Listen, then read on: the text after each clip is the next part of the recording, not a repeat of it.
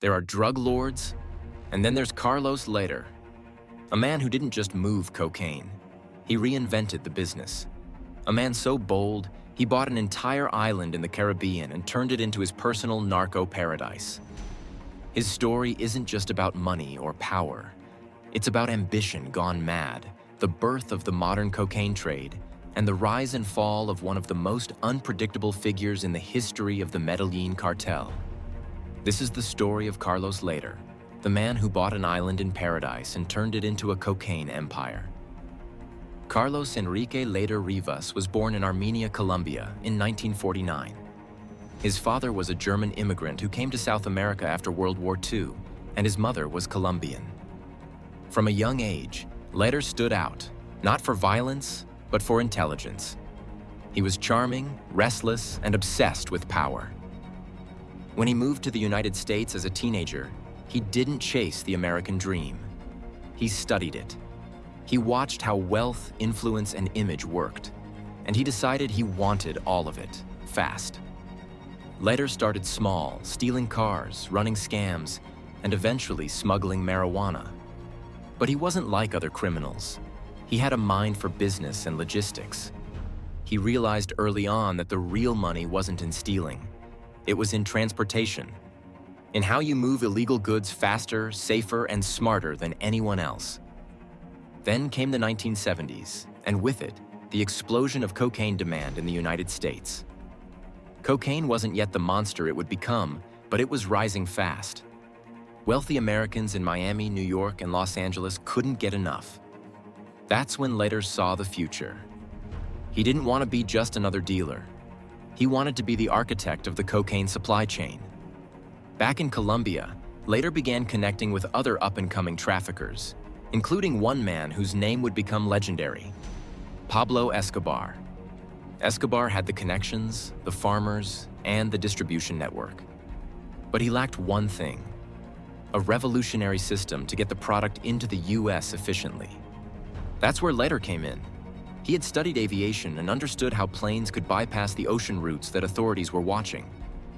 He proposed using small aircraft to fly cocaine directly from Colombia to the United States. But to make that possible, they needed a secret refueling point somewhere near Florida, a base that was out of sight and out of reach. So Lehder went shopping for an island. In 1978, he found it.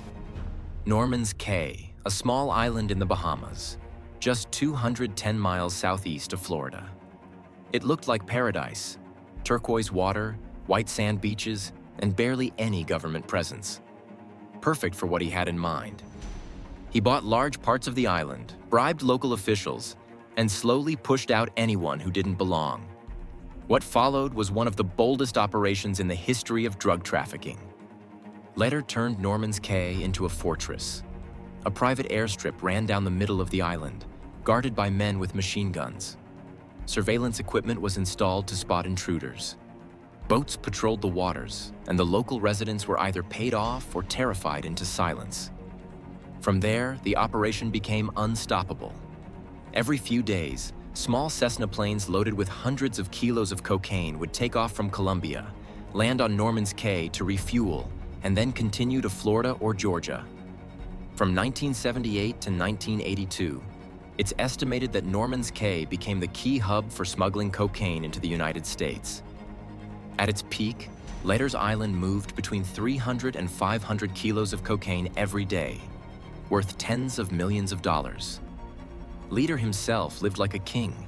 He built mansions, hosted parties, and surrounded himself with women, music, and armed guards. He loved to play the role of a movie villain, flamboyant, unpredictable, and always talking about freedom, revolution, and power. He even considered himself a kind of philosopher.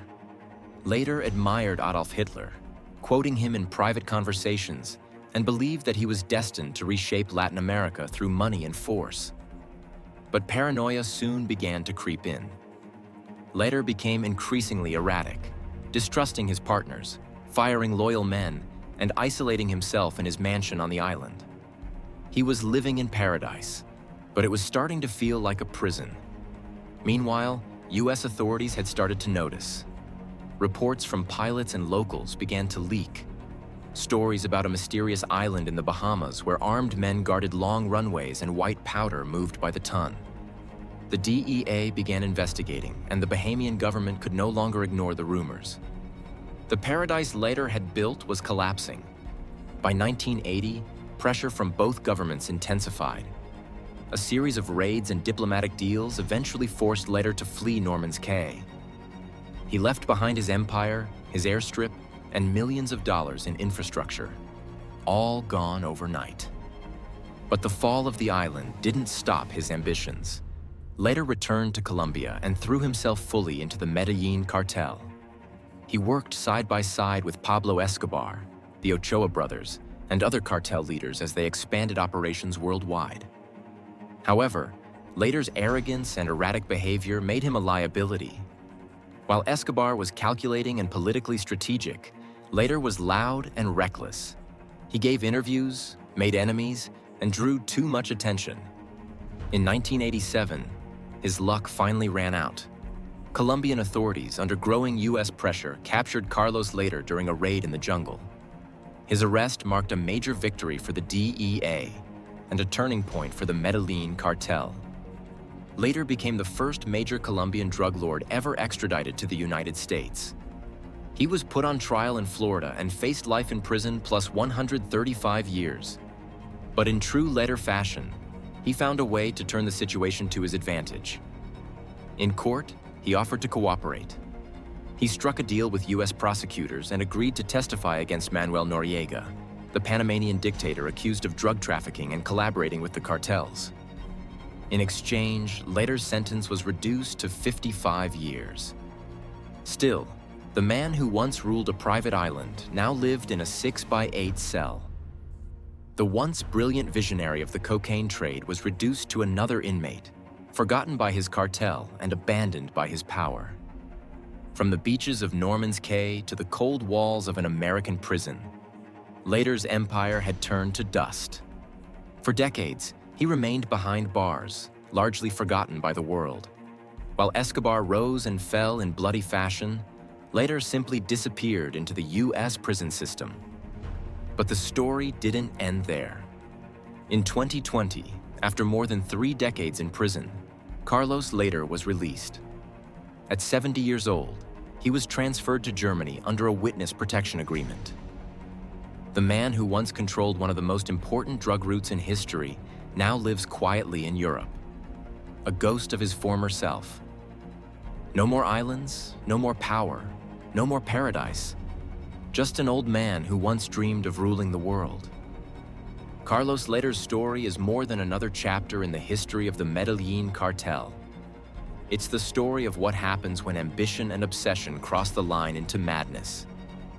He was a visionary, yes, but one who used his brilliance for destruction. His island, once a paradise, became a symbol of excess, corruption, and the illusion of control. He believed he could build a kingdom on cocaine. But paradise built on crime doesn't last. It never does. The waves still crash against the shores of Norman's Cay today. The airstrip still visible from above, a ghostly reminder of what once happened there. And somewhere in Germany, the man who built that empire wakes up each morning far from the sea, far from the sun, far from everything he once owned. Carlos Lehder bought an island in paradise, but in the end, paradise was never his to keep.